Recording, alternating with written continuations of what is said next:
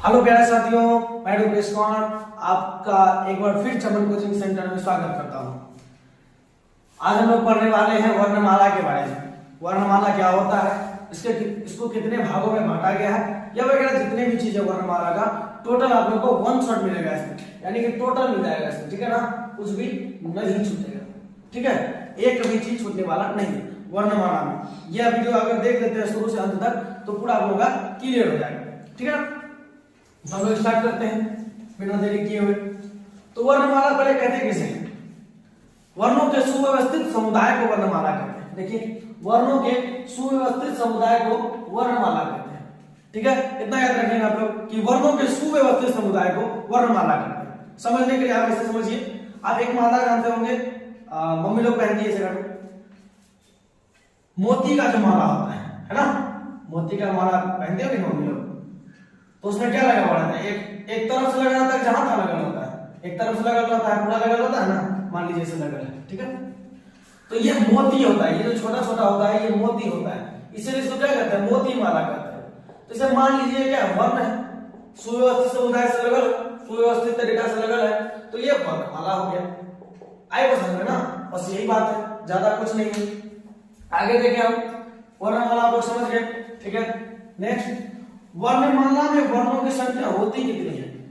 जैसे आप लोग मोती माला देखे होंगे, तो उसमें तो भी तो एक फिक्स होगा कि 50 है, 100 है, इस प्रकार का। तो वर्णमाला में भी वर्णों की वर्ण जो है वो फिक्स होता है कि इतना ही होगा, उससे अधिक नहीं हो सकता। तो वर्णमाला में जो है वर्णों की संख्या, वर्णमाला में वर्णों की संख्या कितनी होती है? 52 होती है, 52 होती है, ठीक है ना। और आप लोग समझ रहे हैं कि वर्णमाला में वर्णों की संख्या कितनी होती है? 52 होती है। अब 52 होती है तो इसे भी कितने भागों में बांटा गया है वो भी जानेंगे हम लोग। तो वर्णमाला को जो है 2 भागों में बांटा गया है। जैसे आप लोग मोती का माला देखे होंगे, लाल होगा, पीला होगा, उजला होगा, है ना। उसी प्रकार आप समझ सकते हैं कि वर्णमाला को भी 2 भागों में बांटा गया। वर्णमाला को 2 भागों में बांटा गया। कैसे? देखिए कौन कौन से है वो 2।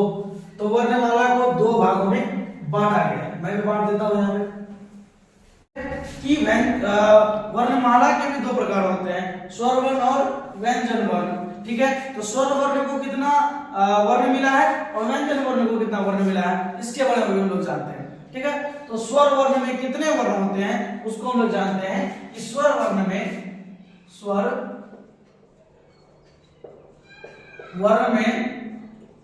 कुल 11 वर्ण होते हैं। कितने वर्ण होते हैं? 11 वर्ण होते हैं। उदाहरण में देखेंगे आप लोग कौन कौन से होते हैं। अ, आ, हर्षई, दीर्घई, हर्षौ, दीर्घौ, री, ए, ऐ, ओ, औ, यही होते हैं, ठीक है ना। 1 2 3 4 5 6 7 8 9 10 11 होते हैं, ठीक है ना। अनुस्वर और अविसर्ग नहीं आता है स्वर वर्ण में। अगर कोई बोल रहा है कि स्वर वर्ण 13 होते हैं, अनुस्वर और अविसर्ग दोनों आते हैं, तो गलत है। और अनुस्वर और अविसर्ग नहीं आता है। अनुस्वर और अविसर्ग स्वर वर्ण भी नहीं होते हैं और व्यंजन वर्ण भी नहीं होते हैं, वे आयोगवाह कहलाते हैं। यानी एक तरह से आप कह सकते हैं अपवाद है, ठीक है ना।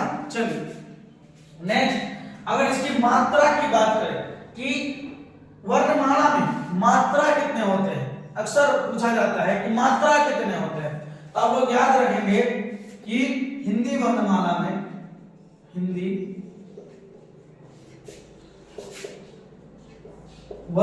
में कुल 10 मात्राएं होती हैं।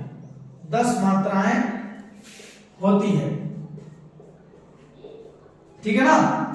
कौन कौन से? अ का कोई भी मात्रा नहीं होता है, आ का होता है, हर्षई का, दीर्घई का, हर्षौ का, दीर्घौ का, री का, ए का भी होता है, ऐ का, ओ का, अ का, ये सब का होता है परंतु अ का नहीं होता है। इस बात को आप लोग याद रखेंगे हमेशा, ठीक है। तो हिंदी वर्णमाला में कुल 10 मात्राएं होती है, ठीक है ना। अ को सहित स्वर के नाम से भी जाना जाता है, मोस्ट इंपॉर्टेंट है कि अ को सहित स्वर के नाम से जाना जाता है, ठीक है ना। अब नोट देकर आप लोग लिख लेंगे, नोट, ठीक है ना, कि अनुस्वर और अविसर्ग दोनों आयोगवाह होते हैं। क्या होते हैं? आयोगवाह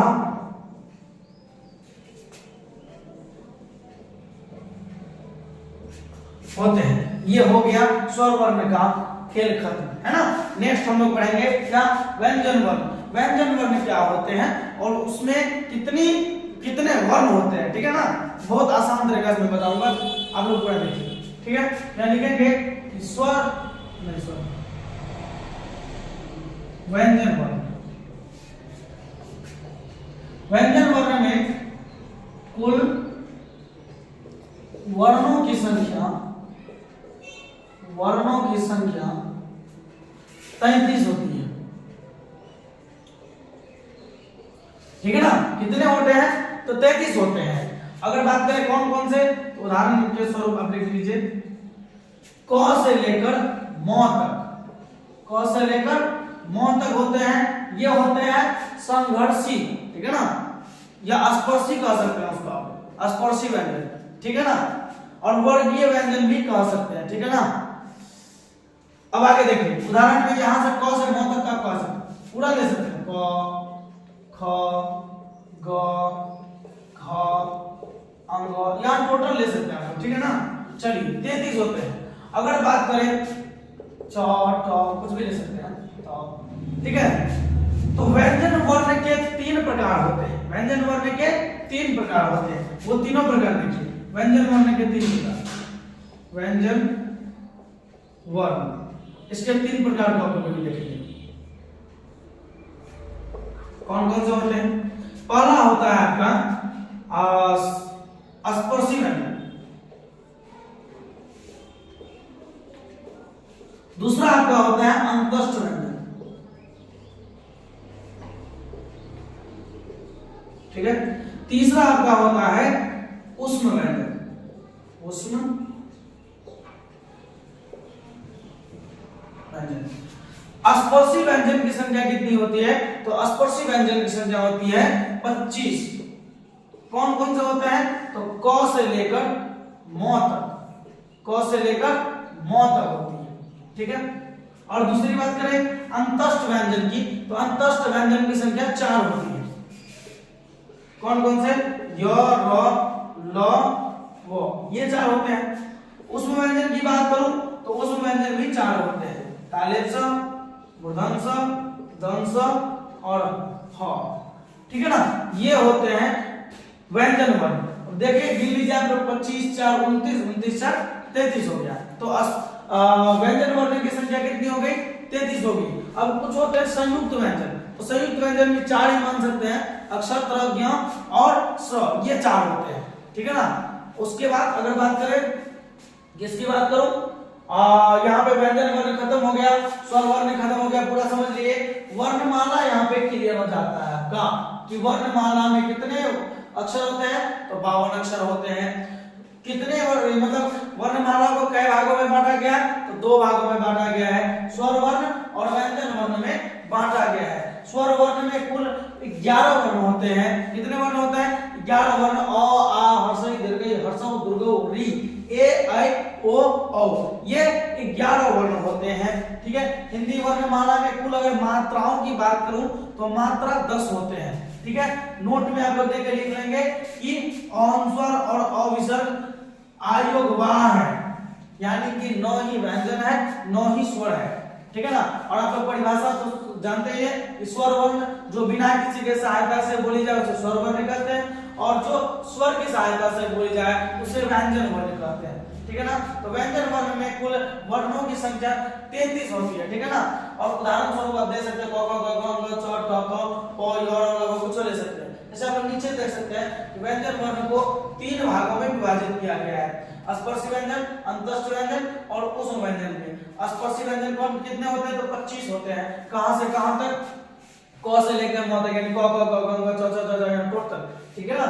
अंतस्थ व्यंजन की बात करूं तो अंतस्थ व्यंजन 4 होते हैं, य र ल व, ठीक है ना। और उस व्यंजन की बात करूं तो उस व्यंजन भी 4 होते हैं, ताले से मूर्धन स उदन स ह। क्लियर हो गया? संयुक्त व्यंजन 4 होते हैं, अक्षर द्र ज्ञ और स्र। क्लियर हो गया ना? इसके बाद कुछ भी नहीं है, ठीक है ना। इसको आप लोग टोटल देखेंगे और बहुत ही आसानी से आप लोगों को याद हो जाएगा। और इस वीडियो को देखने के बाद शायद मुझे लगता है वर्णमाला में आप लोगों को प्रॉब्लम होगा, नहीं होना चाहिए जैसा लग रहा है कि टोटल अगर आप लोग ध्यान से देखे हैं आप लोगों को समझ में आ गई होगी। और अगर समझ में नहीं आई है तो आप लोग फिर से एक बार देखेंगे वीडियो को और आप लोगों को समझ में जरूर आएगा, ठीक है ना। तो यहाँ पर वर्णमाला खत्म होता है, वर्णमाला इसके अलावा कुछ भी नहीं है, ठीक है ना। नोट में और एक चीज लिख सकते हैं आप लोग कि अ को सहित स्वर के नाम से जाना जाता है। मैं लिख देता हूं,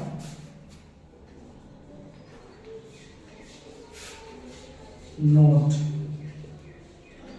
अ को सहित स्वर के नाम से जाना जाता है, ठीक है। ये भी आप लोग देखें, बस हो गया। यहाँ पे ये वर्णमाला टोटल खत्म होता है। और अगर आप लोग चैनल पर न्यू हैं तो सब्सक्राइब जरूर करें, लाइक जरूर करें और अपने दोस्तों तक इस वीडियो को जरूर भेजें ताकि उनको भी वर्णमाला पूरा आना चाहिए। दोस्ती का इतना काम तो कीजिए, ठीक है।